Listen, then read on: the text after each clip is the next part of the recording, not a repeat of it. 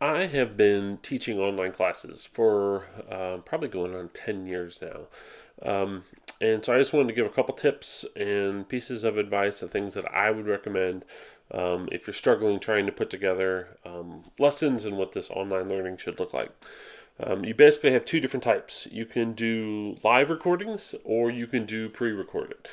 So you could pre record yourself in small chunks, making video tutorials or whatever it is that you want to do to present your content, or you could try to present live content where you are going to have students sign on at a certain time to be able to view and listen to whatever it is that you have to say. I would highly recommend that you try to do as much pre-recorded stuff as possible. Students a lot of times don't have necessarily control over their schedules at home. Plus, just the reliability of um, 25, 30 kids all trying to do a live video chat at the same time can be pretty daunting. I would at least start out small. Maybe do some office hours, offer times where you're available if students want to chat, or maybe do some small group work where students can kind of get together, or you can get together with a few students, or maybe answer some questions. Things like that would be a lot easier. I'd also highly recommend that communication is huge, that you communicate with students as much as you possibly can. So um, they are missing that connection with you, and so even if you were just making a little intro video and posting it to Google Classroom once a week, just kind of saying, hey guys, here I am. Here's what you're going to be doing this week. It doesn't have to be anything fancy. You're probably going to hate seeing yourself on camera. I hate seeing myself on camera as well.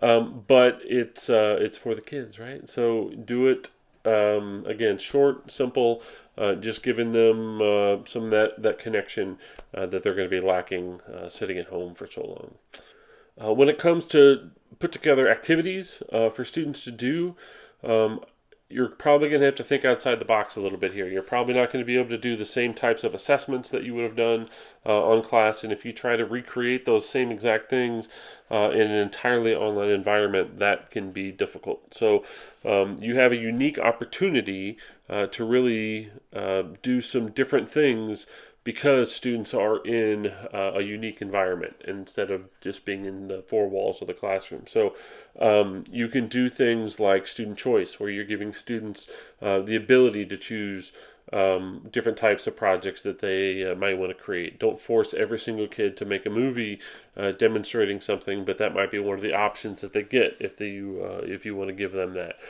This is also a perfect opportunity for personalization, for students to be able to choose. What certain things look like to them. What you really need to focus on is just the demonstration of concepts. You're trying to get them to show their understanding, and that's probably going to look a lot different than what that would have been before. They may be listening to a podcast and giving a summary of that instead of writing a paper. Think about what you would want to do if you were in their shoes.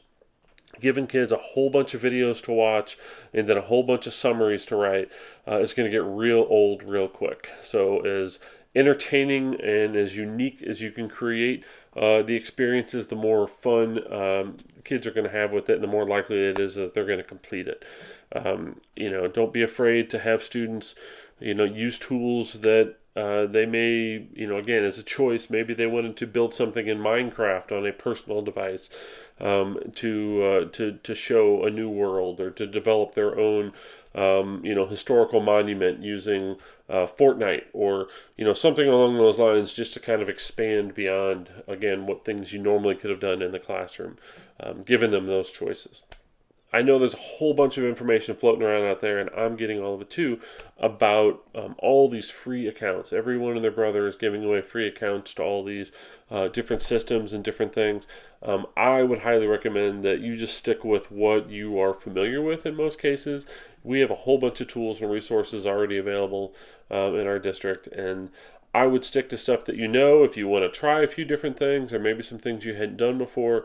But starting from scratch with all of these new systems, we don't know how they're going to play with their Google accounts and all that kind of stuff can be pretty confusing. So I would stick to what you know or what your students know to make it a little bit easier for them.